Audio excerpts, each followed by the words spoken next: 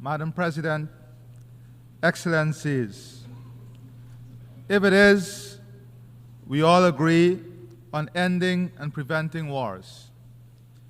If it is, we all agree that the Security Council requires reform.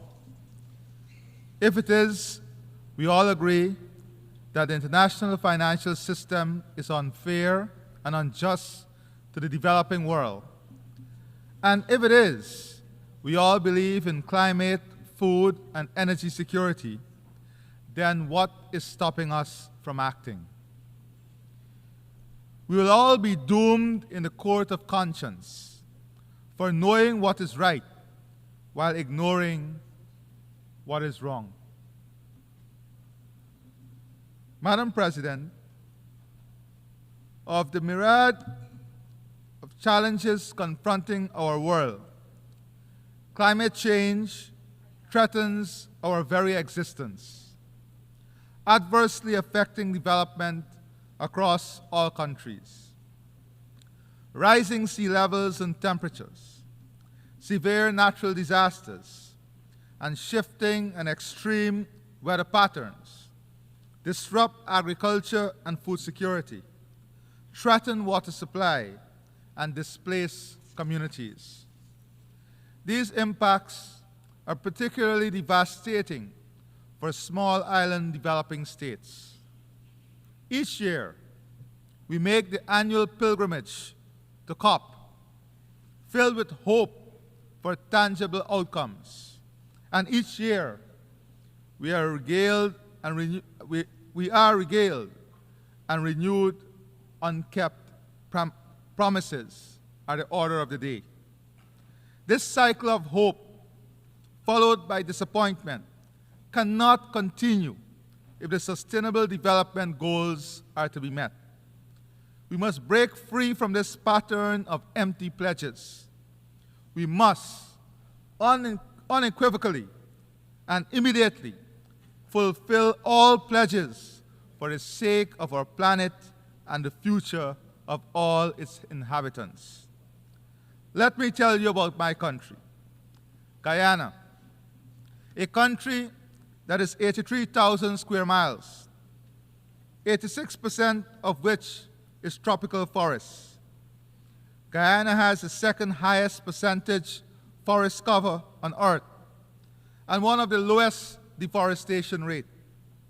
Our forest stores 19.5 gigatons of carbon and sequesters more than 153 million tons annually. According to WWF, Guyana is one of the world's most important countries for biodiversity density. It straddles two of the richest biodiversity zones, the Guyana Shield and the Amazon. As a country, we are dedicated to the preservation of this vital global asset. I especially salute the indigenous peoples of Guyana, the Amerindians, who are the foremost stewards of this great natural heritage. We recognize their leadership, and 15% of all revenues earned from carbon sales are directly transferred to our indigenous communities. Madam President, even with our newfound natural resource, oil and gas, it would require less than 20% of sequestered carbon to offset our emissions at maximum output. We have preserved our biodiversity and know its value. We believe it is only fair and just that this global asset be monetized in a fair carbon market. Today, I am pleased to announce the launch of a Global Biodiversity Alliance. We will convene the first Global Biodiversity Alliance Summit in 2025, which will focus on creating a market for biodiversity credits, scaling biodiversity conservation debt swaps, accelerating biodiversity bonds, establishing a blueprint for biodiversity taxonomies and promoting nature-positive action. We do not make this announcement by mere words. Guyana is also committed to doubling its protected areas by December 2025 and achieving the global biodiversity target of 30% by 2030. These are real solutions that Guyana is putting forward to address the global problem of biodiversity loss. We do not lecture, we lead by example without arrogance.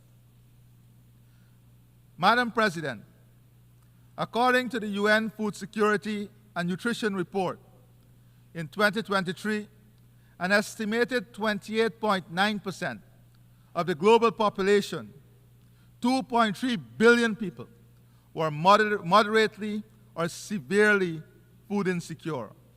The primary causes were conflict and insecurity, extreme weather events, including those related to El Nino and climate change and economic shocks. To effectively address food insecurity, we must take more concerted action to address its root causes, reducing conflict, mitigating climate change, and enhancing food production and trade in food commodities. By prioritizing peace and climate action, we can create environments where food systems, crops, and livelihoods are not threatened by conflict and weather extremes. In turn, enhancing food production and ensuring fair and efficient trade in food commodities can reduce food insecurity. So too can the full involvement of women and youth. In Guyana's National Agricultural Strategy and Policy, at least 35% of our agro-businesses will be owned by women and 60% by young people. While I've spoken of food insecurity, the global malnutrition rates are also alarming and must be addressed. Nutritious, safe, and sufficient food are crucial to a healthy population. Madam President, the United Nations must continue to be a beacon of hope amidst a turbulent global environment. The theme of this year's assembly, and I quote, "Leaving no one behind, acting together for the advancement of peace, sustainable development, and human dignity for present and future generations," end of quote, resonates with the vision set out in the United Nations Charter. This vision demands decisive action and enlightened multilateralism. Today, we find ourselves in a world where the quest for peace is met with a defiant echo of conflict, where the promise of sustainable development is eclipsed by the dangerous specter of climate change and food insecurity, and where the dignity of millions of people is trampled upon with impunity. In Ukraine, the sovereignty and territorial integrity of a nation are being violated. Yet, decisive action by the United Nations Security Council remains fettered by the veto. Justice demands that we defend the territorial integrity of all states, large, small, powerful, and weak. Equally concerning is the conflict in Sudan, which rages on with devastating consequences for the people of that country, including famine and mass displacement. This conflict will continue to undermine efforts to achieve lasting peace and sustainable development. This assembly must also condemn the continued oppression and persecution by the Taliban of women and girls in Afghanistan, who face not just lack of access to education and restrictions on their movements, but now even their voices cannot be heard in public. Closer to my home, CARICOM has been actively supporting a Haitian-led process for the restoration of democracy, peace, and stability in Haiti. We welcome the deployment of the UN-authorized multinational security support mission led by Kenya as a crucial step towards stabilizing the security situation. We call on the international community to urgently scale up financing for the MSS and secure its renewed authorization so that the mission can succeed. We must also address the dire humanitarian situation where almost half of Haiti's population suffer from acute hunger, mass displacement, and women and girls are enduring brutal violence, including sexual violence. Guyana is leading CARICOM's effort in mobilizing humanitarian effort and support for Haiti. Excellencies, I'll be reaching out to you for your support. We must stay the course with our Haitian brothers and sisters in their quest for durable peace and sustainable development. The people of Haiti deserve nothing less.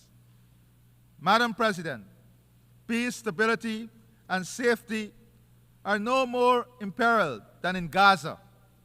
Guyana reiterates its strong condemnation of the October 7 attacks by Hamas on Israel. However, the collective punishment of an entire population, including the indiscriminate slaughter of civilians, most of whom are women and children, has long gone beyond the realm of self-defense. As the world watches on helplessly, Israel continues to flout its international obligations, including the orders of the ICJ and successive Security Council resolutions. Instead, the right of self-defense is being used as a weapon of mass extermination, stoking legitimate fears of genocide. No state, large or small, should feel comfortable and safe when such atrocities are allowed to continue with impunity. The war in Gaza must end now. We reiterate our demand for an immediate ceasefire and the release of all hostages and Palestinians illegally detained. Madam President, for more than 75 years, the Palestinian people have been denied their right of self-determination. We must advance the two-state solution as this remains the only viable option for a future where Palestinians and Israelis live in peace and security. Turning to our brothers and sisters in Cuba, their right to development continues to be stymied by the economic embargo. Guyana renews its call for revocation of the embargo and the removal of Cuba from the list of state sponsors of terrorism. Madam President, the United Nations has a special responsibility for the security of small states. Small states look to multilateralism and the rule of international law to protect them from foreign aggression. Guyana is a small state that has had to contend with aggression from the Bolivarian Republic of Venezuela for all 58 years of our nationhood.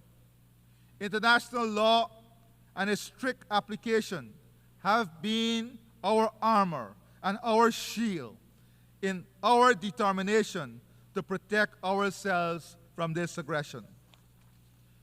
We remind this August Assembly that the border between Guyana and Venezuela was fully, finally, and perfectly settled in an 1899 award by an international tribunal. Venezuela was fully represented in that tribunal, whose award it proclaimed in its own Congress and welcomed for more than 6 decades. Before reopening the issue on the eve of Guyana's independence, claiming 2/3 of our territory. This controversy, initiated by Venezuela, was submitted by Guyana to the International Court of Justice in accordance with the decision of the United Nations Secretary General and consistent with our position to settle this matter by legal and peaceful means. In 2023, in light of intensified acts of aggression by Venezuela, the ICJ issued provisional measures stating that, and I quote, pending a final decision in the case, the Bolivarian Republic of Venezuela shall refrain from taking any action which would modify the situation that currently prevails in the territory in dispute, whereby the Cooperative Republic of Guyana administers and exercises control over the area, end of quote. After years of refusing to participate in the proceedings of the ICJ and stating that it does not recognize the jurisdiction of the court, the Venezuelan government has now submitted a counter memorial to Guyana's submission. We welcome Venezuela's decision to participate in the court's proceedings and express the hope that Venezuela will accept the decision of the court, as Guyana has long pledged to do. I reaffirm Guyana's unwavering commitment to a peaceful resolution of this long-standing controversy in full conformity with international law and the principles set forth in the United Nations Charter. Madam President, peace, development, and human rights are pillars of the United Nations. We all aspire for a form of multilateralism that is equitable, inclusive, and ensures that no one is left behind. Women's participation in leadership in private and public sectors are integral to this. There is a growing movement in the developing world calling for the democratization of global political and economic relations. The disproportionate concentration of power favors a few powerful nations, whilst marginalizing the voices and concern of the broader international community.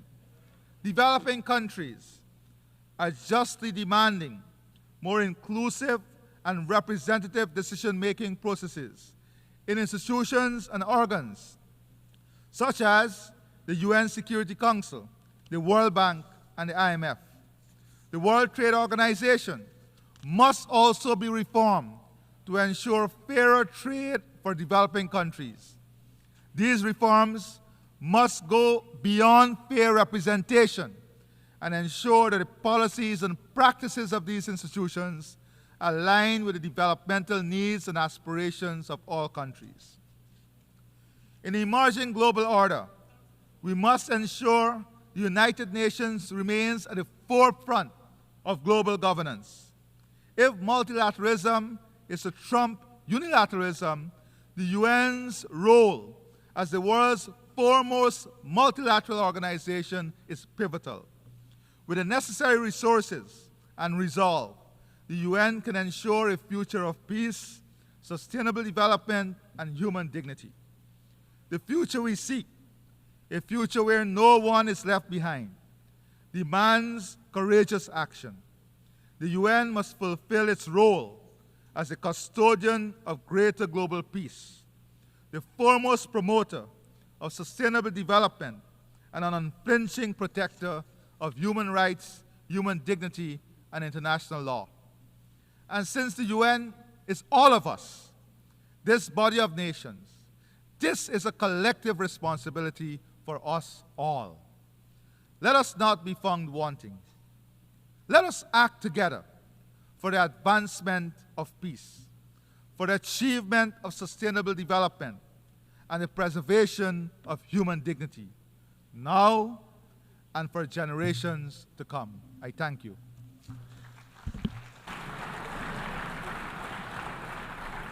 On behalf of the Assembly, I wish to thank the President of the Cooperative Republic of Guyana. Hi guys, welcome back once again to my YouTube channel. Remember, if it was the first time you're coming across my video, don't forget to like this video, subscribe and share. Okay guys, in today's clips, it's all about the President of Guyana, Mohamed Irfaan Ali. He's the President of Guyana, and a lot of Guyanan people really love him because of the good work he's really doing at Guyana as a country. He's that one kind of a president who really knows how to use the state funds wisely, and there is no any other president in Guyana that has been able to do what President Ali Mohammed is doing for Ghanaian people.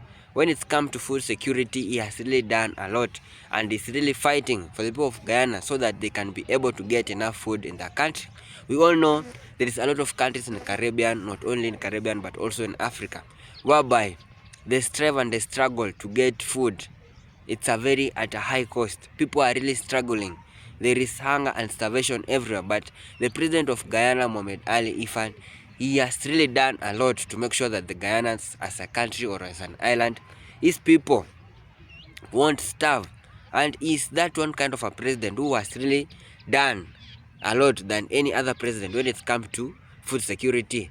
He really knows how to use the fund of its people. He really know how to use the tax of Guyana as a country. And this is the kind of president we want across all the world. These are the kind of president we really want to rule all the world, to rule Africa, to rule all Caribbean. Because if we will have those presidents if we have those leaders that are not corrupt, it will lead to a country to develop more. It will lead to a country have a stable economy. We have all seen the president of Guyana is really fighting for peace to be maintained in Guyana because he doesn't want, or he really doesn't want his country or his Caribbean country to be like other countries. Like we all know the situation in Haiti. There is war going on in Haiti. A lot of people are really fighting. The gang violence, it's at another level. The gang, they are fighting and they just want to take all over their Haitian people. They just want to take all over Port-au-Prince, and they are really fighting. They are killing people. We all know Haiti is one of the Caribbean countries, and we will urge all the Caribbean leaders to come together and they support one another, because the war in Haiti is really affecting a lot of Asian people. That it's forcing them to go back or to go to other countries as illegal immigrants, but they doesn't have anything to do. They are being forced to go to just seek for peace of mind. And Guyana president is seeking or is talking about peace in Caribbean countries and peace in our Guyana. And a lot of people really love Guyana president because of the good work he's really doing to his people. Is that one kind of president that has been able to maintain law and order, that has never allowed any corruption system in his government, where we have all seen how Guyana is developing at a very high cost. And Guyana and Barbados and Jamaica, they are the Caribbean country that are really rising at a very high rate. A lot of people are really talking about it, and when a country is being talked, it's because of how it's really influenced a lot of countries across or outside the world. It's because of how the government or how the system of the government is being run, whether by good leaders or bad leaders. But if a country is being run by a good government, no corrupt leaders, no corrupt government system, it leads to a country being developed at a very high pace. It leads to a country being noticed by other countries. It makes other countries to talk about this country because it's not corrupt. It has those leaders that are doing their work according to the will of the people. So Guyana President Mohamed Ali Irfaan, a lot of people really love him. A lot of Caribbean people really know him, and especially Ghanaian people, they have so much respect to him because of his good work, because how he treats a lot of people with respect. And this is the kind of leaders we really want all Caribbean countries to have, all African countries, all countries across all the world to be. So guys, let us support our leaders, let us support our good government system, whether it's corrupt or not. If it's corrupt, let us condemn and call all those leaders to suffer the consequences. But let us support our leaders so that at least they can treat us in a good way and make our country to develop more. So guys, if it was the first time you come across my video, don't forget to like this video, subscribe and share. Thank you so much for your time. May God bless you.